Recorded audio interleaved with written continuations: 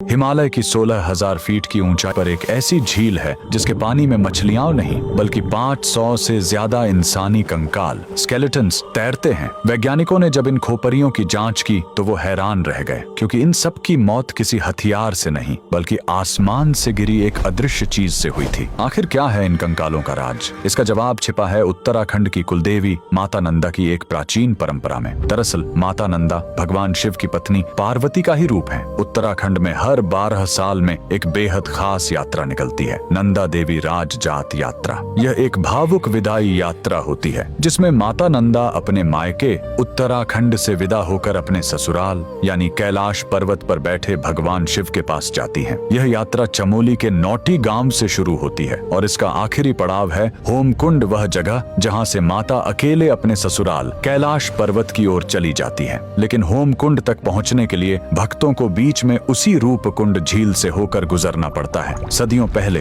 कन्नौज के राजा जसधवल ने इसी पवित्र यात्रा में शामिल होने की ठानी, लेकिन राजा को अपनी सत्ता का अहंकार था। वे भक्ति भाव से नहीं बल्कि पिकनिक मनाने के अंदाज में गए। नियम तोड़ते हुए वे अपने साथ गर्भवती रानी, नाचने गाने वाली नर्तकियां और जोर जोर से बजते ढोल नगारे लेकर पहाड़ पर चढ़ने लगे। माता नंदा अपनी विदाई के वक्त यह अपमान और शोर शराबा सह नहीं पाई। जैसे ही राजा का काफिला रूपकुंड झील के पास पहुंचा, देवी का प्रकोप टूट पड़ा। अचानक आसमान काला हो गया। बारिश नहीं बल्कि लोहे जैसे सख्त और भारी ओले गिरने लगे। वो ओले क्रिकेट की गेंद जितने भारी थे। वहां छिपने की कोई जगह नहीं थी। वो ओले सीधे राजा और उसकी सेना के सिर पर गिर रहे थे। देखते ही देखते राजा, रानी और उनके 500 साथी वहीं बर्फ में दफन हो गए। सैकड़ों साल बाद जब 1942 में वहां बर्फ पिघली तो दुनिया ने देखा कि झील कंकालों से भरी पड़ी है। और जब फॉरेंसिक जांच हुई तो वैज्ञानिकों ने पुष्टि की कि इन सभी खोपरियों में दरारें थीं जो ऊपर से किसी भारी गोल चीज ओले के गिरने से ही आई थीं।